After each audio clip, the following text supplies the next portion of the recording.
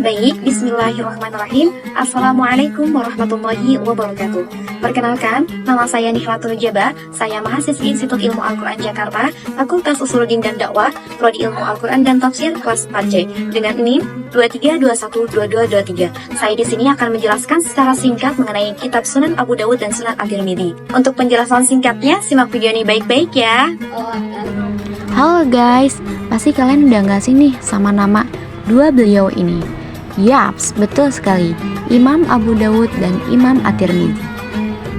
Menariknya, Imam At-Tirmidzi termasuk salah satu murid dari Imam Abu Dawud, sedangkan Abu Dawud merupakan murid dari Imam bin Hambal.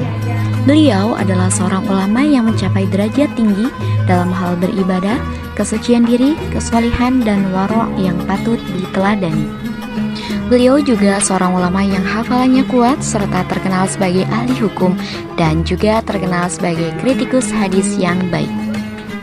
Biografi Imam Abu Dawud. Nama lengkap Abu Dawud adalah Abu Dawud Sulaiman bin Al-Ash'as bin Ishaq bin Bashir bin Shidad bin Imran Al-Azdi Al-Sijistani. Beliau dilahirkan di Sijistan, suatu kota di Basrah, pada tahun 202 Hijriah dan meninggal di Basrah pada tanggal 16 Syawal 275 Hijriah, kisaran umur 70 hingga 71 tahun.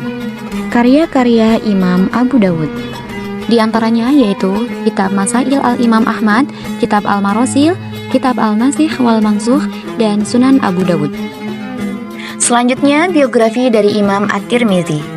Imam At-Tirmidzi memiliki nama lengkap Abu Isa Muhammad bin Isa bin Thawrah bin Musa bin Ad-Dahak As-Sulami Al-Bughi At-Tirmidzi.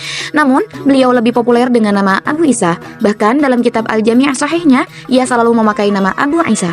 Tanggal lahir para pakar sejarah tidak menyebutkan tahun kelahiran beliau secara pasti, akan tetapi sebagian yang lain memperkirakan bahwa kelahiran beliau pada tahun 209 Hijriah, sedang Az-Zahabi berpendapat dalam kisaran tahun 210 Hijriah. Ia wafat di Tirmiz pada malam Senin 13 Rajab tahun 279 Hijriah, tepatnya pada tanggal 8 Oktober tahun 892 dalam usia 70 tahun.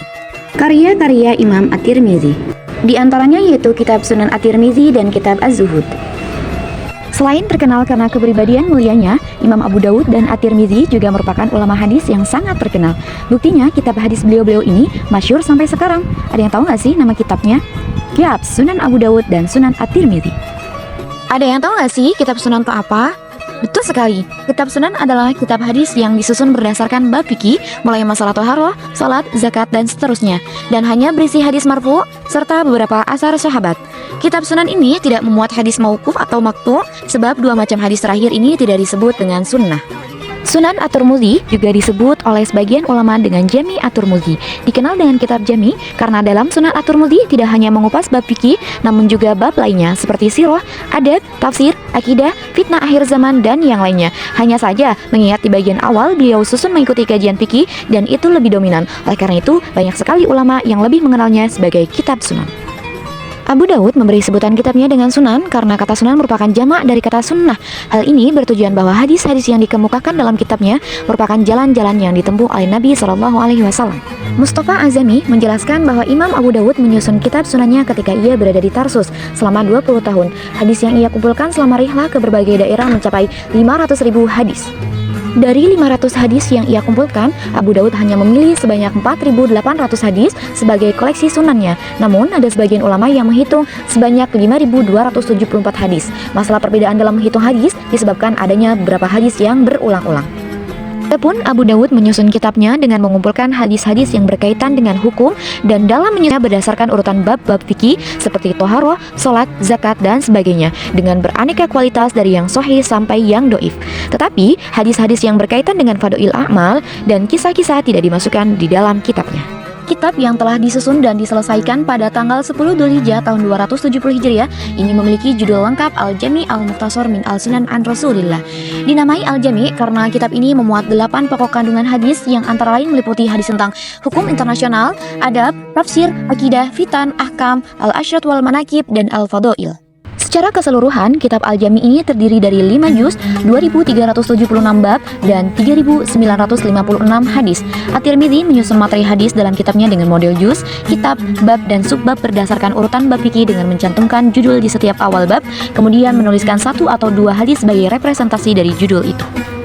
Setelah itu, ia mengemukakan opini pribadi tentang kualitas hadis apakah sahih, hasan, ataupun doif.